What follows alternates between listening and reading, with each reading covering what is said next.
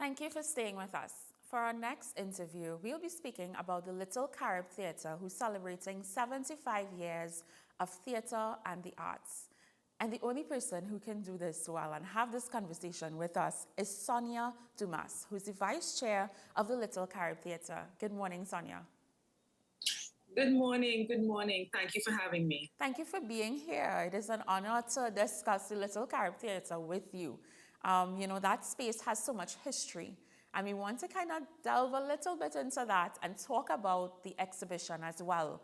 So I guess as briefly as you could, tell us about that journey with the Little Carib Theatre, what it started as and what it is today.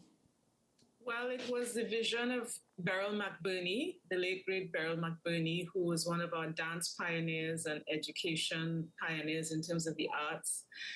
And it was actually started on her family property, Okay. which is where at the corner of White and Robert Street in Woodbrook. So that it started off with, I think, her passion for just presenting performances when she was even a young girl, and grew into something else when she became an adult, and she kind of converted part of the property to this performance space or presentation space.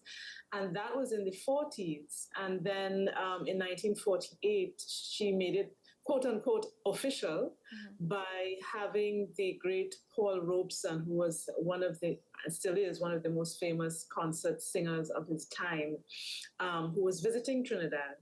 And she had him open this sort of, cut the ribbon to this space, which was very, very, very basic at that time.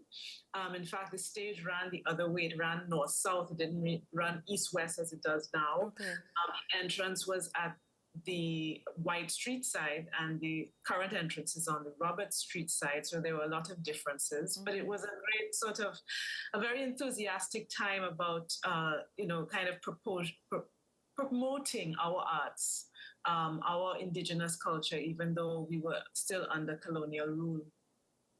Okay.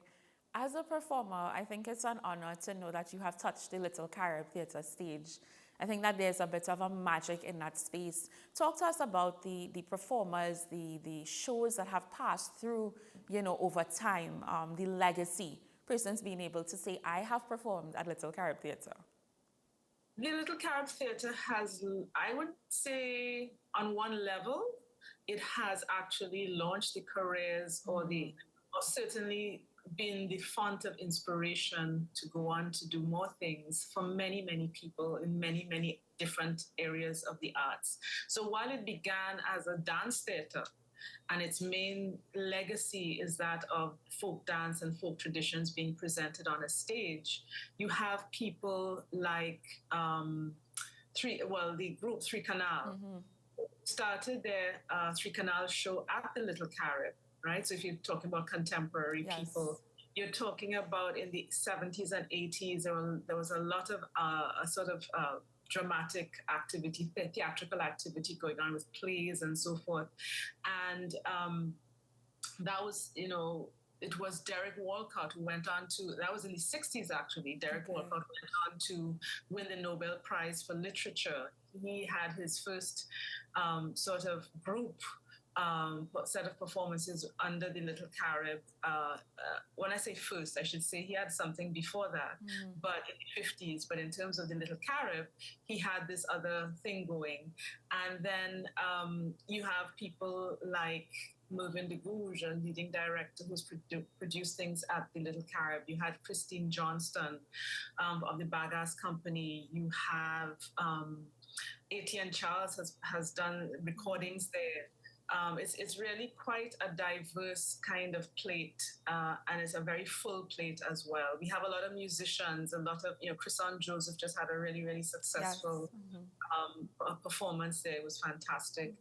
So it's all kinds of things. It's calypso, it's dance, it's other types of music, it's drama.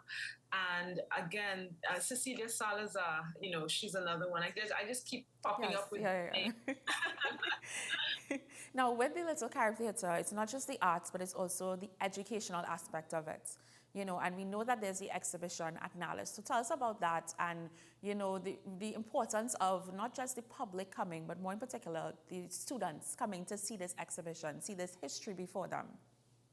The Little Carib Theatre is on the actual curriculum of the CSEC syllabus, so that it really is something that theatre arts students at the secondary school level should try to go to see, even if it's on their own. I know the exhibition has a very short run, but if they can go to it on their own, that would be great. If their teachers can take them, that's even better, because that's very much a kind of entry point into understanding our indigenous art forms and understanding how they develop, because the Little Carib was that. Remember, the Little Carib predates Queen's Hall, Napa, Clapper, whatever other space you want to call, it predates it. So actually, it predates Queen's Hall too, because Queen's Hall was in the 50s and Little Carib started in the 40s. So there you go.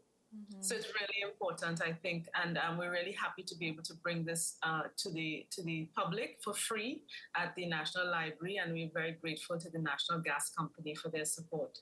Okay, and we would have come out of a pandemic, and we know we're still seeing some, traces of still being reeling out of that season. How was the theatre able to stand, through that and evolve?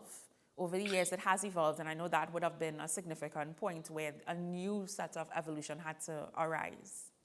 Yes, I like how you say stand through that and evolve, because that really is what we are still trying to struggle with, how to evolve and what business model to adopt for survival. Because remember, we're an independent theatre. It's not something that's government sponsored in its entirety. We do and hope to get in the future. We did in the past get a subvention, a small subvention, and we're hoping to get that as well. But a subvention alone is not going to cover all the costs. And because it's kind of, in my estimation, it's sort of the people's theatre, right? It's something that grew from the roots of our own culture by a woman who was tenacious, quite difficult at times, but she had a vision, right? And so I would love if it could be on a more even keel financially, so that we could lower the cost of the rental fees, etc., so that we can get more young people in there, make it more of an incubating space, which it has always been on one level. Post-pandemic, though, is a very kind of difficult proposition, because I must say we are struggling, but we're trying our best, with what we have. What is as it's the people's theatre, what is the message you want to drive home to people about the space, about the exhibition, about that commitment and that love for Little Carib Theatre? I think the word that comes to mind is home. It's home. It's home for a lot of people who are in the arts. It's an intimate space. It's small. It's not very elaborate, right? It is basically a very simple black box theater, which is what they kind of call that kind of space in the theatrical world. It has its faults. Well, I mean, come on, we know.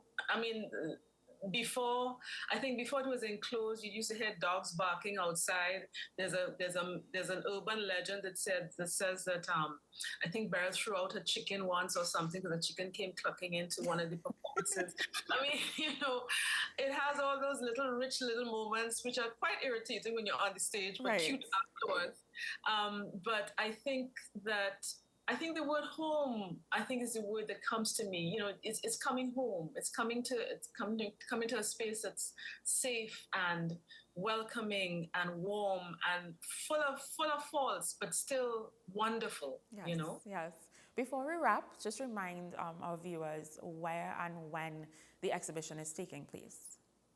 The exhibition continues at Nallis, the main library in Port of Spain, on Hart and Abercrombie Streets. I think the exact I think the exact address is 23 Abercrombie Street, because you enter on the Abercrombie Street side now. Okay. And it is free to the public. It has been extended. It was supposed to end on Saturday, but through sort of popular demand, we were really happy and very excited to say that it goes until this Friday, the 24th of March.